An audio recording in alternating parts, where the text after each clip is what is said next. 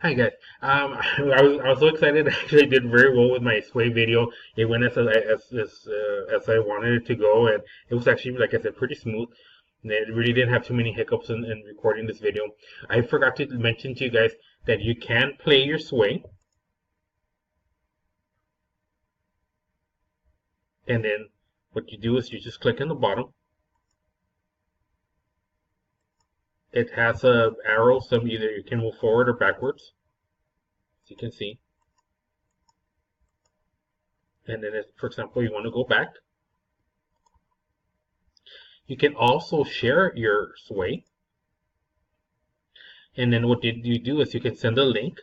Now, if you're going to share with your students, I would suggest that you put it maybe somewhere where they can be able to see it.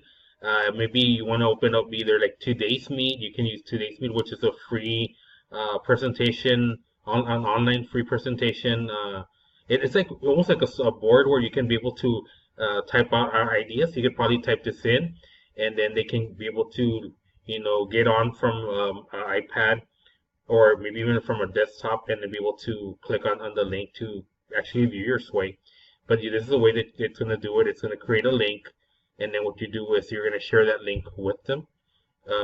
And I think that probably be the best way to be able to share it with them is with this link right here. Okay. So I just want to show you how you can go about doing it. Either you play it and just have them watch it, or you want to share it with them, copy the link, email it to yourself, and then that way, you can even send it to them. But like I said, since you're dealing, if it was teachers, it'd be different where you can just share with them, and then, or you, like I said, you can get an embedded code. I would, like I said, easiest thing for me would be just to copy it, send it to myself, and then from there either put it on Edmodo or put it somewhere like Today's Meet where you can type it in and then have them click on it from their iPads and be able to view it. So if you have any questions, do let me know. Again, my extension is 6421, or my email address is fjsalazar@loretosc.org. Thank you.